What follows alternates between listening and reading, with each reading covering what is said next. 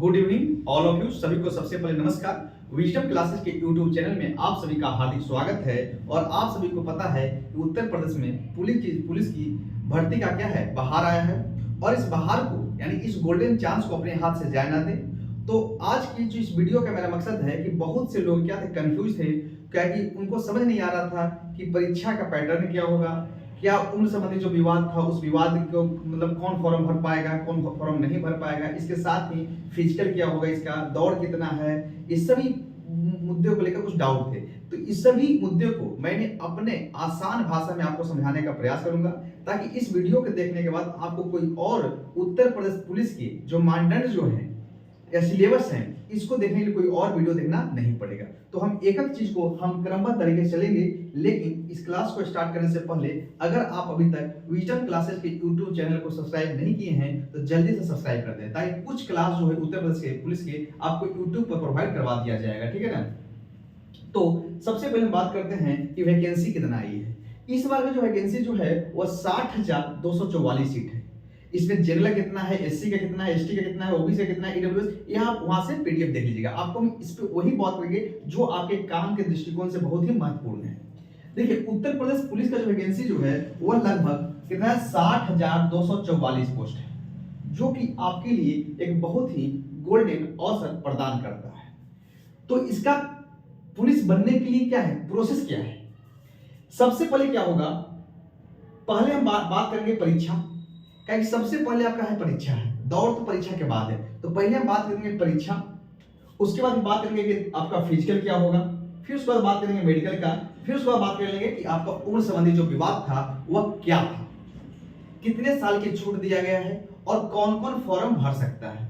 फिर उसके बाद बात कर लेंगे कि फॉर्म का लास्ट डेट कब तक अप्लाई करने का है और कब से फॉर्म भरना शुरू हो चुका है, ठीक है। तो सबसे पहले अगर बात करेंगे तो उत्तर प्रदेश में वर्दी पाने के लिए सबसे पहला जो आपका सीढ़ी जो है वह पहला है क्या, परीक्षा पास करना होगा।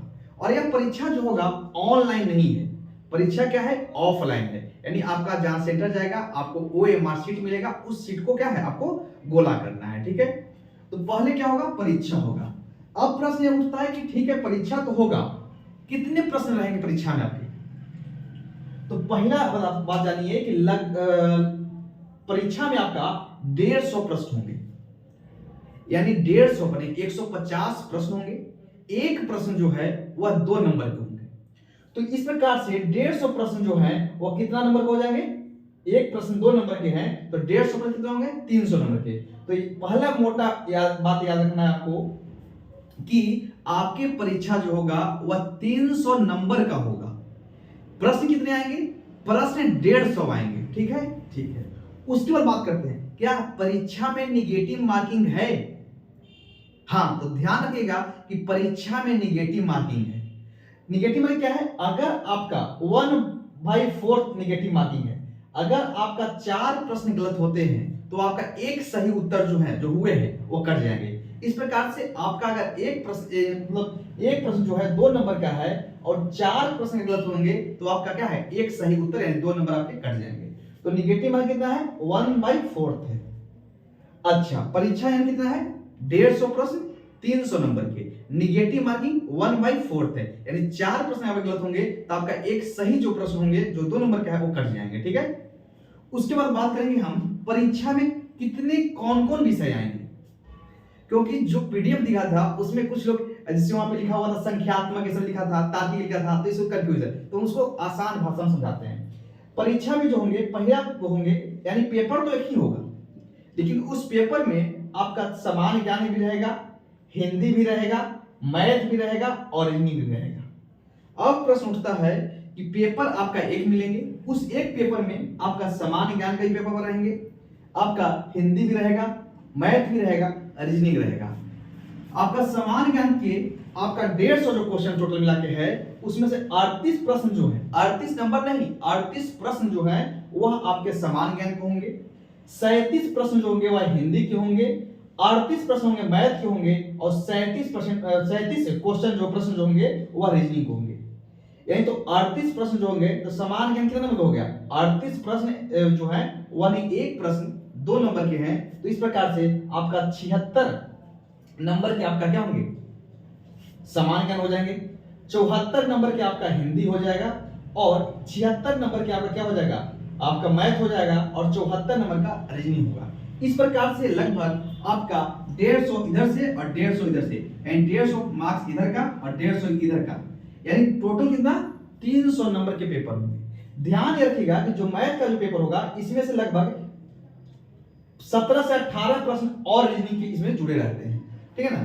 तो इस प्रकार से कुल मिलाकर आपका 150 प्रश्न होंगे, 300 नंबर का पेपर होंगे। पेपर में 4 से आएंगे प्रश्न आएंगे, एक आपका सामान्य ज्ञान का होगा, यानी पेपर तो एक ही होगा, लेकिन ध्यान रखिएगा उसमें सामान्य ज्ञान के भी प्रश्न रहेंगे 38 प्रश्न, हिंदी का रहेंगे 37 प्रश्न, मैथ का रहेंगे 38 प्रश्न, रीजनिंग का रहेंगे 37 प्रश्न, ठीक है। उसके बाद हम बात करेंगे जब आप इस पेपर को क्वालिफाई कर जाएंगे, यानी पेपर को जब पास कर जाएंगे तो फिर आपका फिजिकल होगा। क्या होगा, फिजिकल होगा। फिजिकल होगा, और जब फिजिकल जब देने जाएंगे तो वहीं पे आपके डॉक्यूमेंट भी चेक कर लिए जाएंगे, ठीक है ना। तो उसके बाद फिजिकल क्या है कि मेल के लिए मानदंड अलग है, फीमेल के लिए मानदंड अलग है। अगर आप कोई मेल यानी कोई पुरुष जनरल, ओबीसी या एससी से बिलोंग करता है तो उसके लिए जो हाइट जो है वह आपका 168 सेंटीमीटर है। आपका हाइट कितना है मेल के लिए, 168 है। लेकिन अगर एसटी की बात कर लिया जाए तो एसटी के लिए जो हाइट रखा गया है वह 160 सेंटीमीटर रखा गया है। अगर हम चेस्ट की बात कर लेंगे तो बिना फुलाए हुए 79 है, और फुलाने के बाद कितना है 5 सेंटीमीटर फुलाना है, तो बिना फुलाए 79, तो फुलाने के बाद कितना हो जाएगा 84। किसके लिए, जनरल एससी और जनरल ओबीसी एससी के लिए।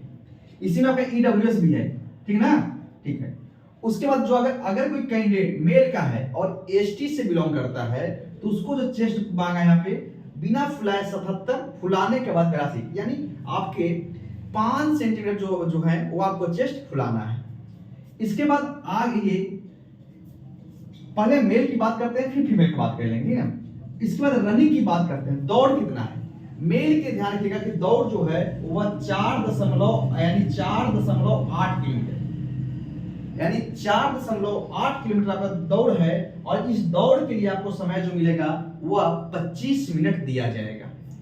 यानी आपको मेल की मैंने डिस्कस कर दिया यहाँ पे। अब आइए फीमेल की बात करते हैं। अगर कोई फीमेल कैंडिडेट जनरल, ओबीसी और एससी से बिलोंग करती है तो उसकी हाइट क्या होना चाहिए आपका 152, यानी 152 सेंटीमीटर। अगर कोई महिला कैंडिडेट अगर एसटी से बिलोंग करती है तो उसकी हाइट जो होनी चाहिए वह 147 सेंटीमीटर। इनकी जो रनिंग की बात कर लिया जाए तो इनकी रनिंग जो क्या है, मेल का जो रनिंग है वह 4.8 किलोमीटर, यानी 4 किलोमीटर 800 मीटर, ठीक है ना, यानी 5 किलोमीटर से 200 मीटर कम है, ठीक है। इसी प्रकार से अगर फीमेल की बात किया जाए तो 2.5 किलोमीटर से कितना 100 मीटर क्या है कम है, यानी 2.4 किलोमीटर। और जो फीमेल के लिए जो समय दिया जाएगा वह समय दिया जाएगा 14 मिनट का समय दिया जाएगा। तो इस प्रकार से आपका पहला एग्जाम क्या होगा, पहले एग्जाम होगा, एग्जाम को क्वालिफाई कर जाएंगे तो फिर आपका फिजिकल होगा। फिजिकल के मैंने पूरा डिस्कस कर दिया। अब उसके बाद क्या होगा, आपका मेडिकल होगा, फिर आपका ज्वाइनिंग हो जाएगी। यह आपके यहाँ काम का था। अब कुछ मुद्दा और बचा है, जैसे कि उम्र संबंधी की बात की, कौन कौन फॉर्म भर सकता है, कौन कौन फॉर्म नहीं भर सकता है। तो ध्यान रखिएगा कि पहले जब नोटिफिकेशन आया तो 18 से 22 साल उम्र दिए गए थे जनरल के लिए, ईडब्ल्यूएस के लिए, ठीक है ना।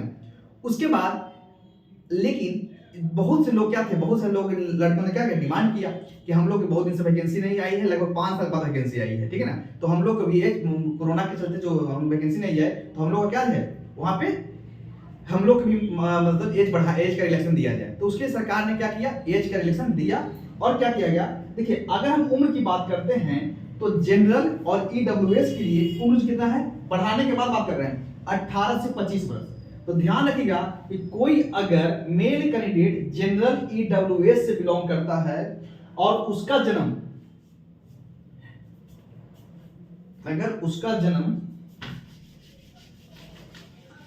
2 जुलाई 1998 से, अगर कोई मेल कैंडिडेट जो है उसका जन्म एक जनरल से बात कर रहे हैं, अगर 2 जुलाई 1998 से पहले का नहीं हो, 2 जुलाई 1998 के पहले का नहीं हो, 2 जुलाई 1998 के पहले का नहीं हो, और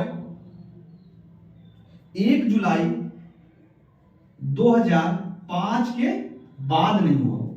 अगर कोई कैंडिडेट जनरल या ईडब्ल्यूएस कैटेगरी से बिलोंग करता है और उसका जन्म 2 जुलाई 1998 से पहले का नहीं हो और 1 जुलाई 2005 के बाद ना हो, तो इन दोनों के बीच में अगर जिसका जन्म हुआ हो तो वह फॉर्म भर सकता है।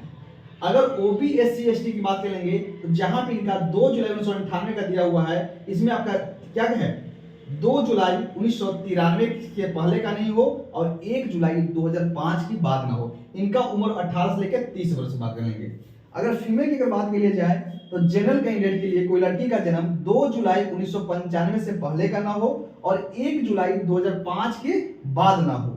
अगर कोई female candidate OBC SC ST से बिलोंग करती है तो उसका जन्म 2 जुलाई 1990 से पहले का नहीं हो और 1 जुलाई 2005 की बाद ना हो। इस प्रकार से आपके जो लगभग देखेंगे तो आपके जितने भी उम्र संबंधी जो बात मानदंड था उसको मैंने आपके सामने डिस्कस कर दिया। अब हम बात करते हैं इस फॉर्म का फीस क्या है। तो फॉर्म भरने का जो फीस है वह 400 रुपया है।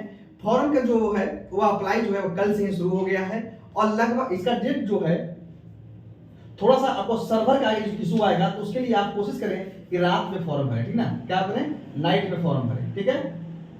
और ध्यान इस बात रखना है कि अगर हम इस फॉर्म का फीस क्या है 400 रुपया है, ठीक है।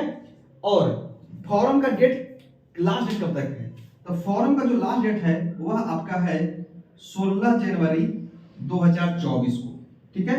लेकिन फॉर्म स्टार्ट कब से हुआ है 27 दिसंबर 2023 से स्टार्ट हुआ है और लास्ट डेट जो है वह आपका 16 जनवरी 2024 को है।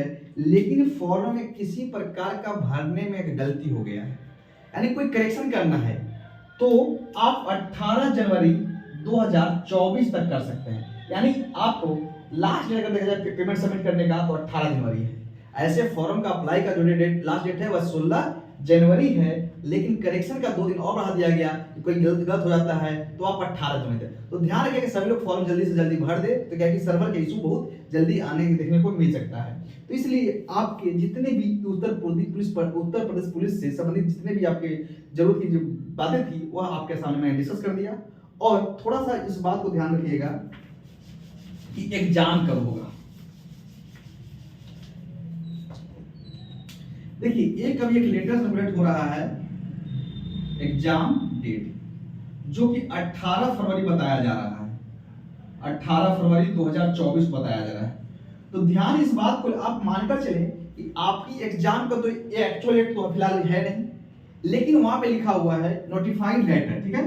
तो ध्यान रखिएगा कि फरवरी और 15 मार्च के पहले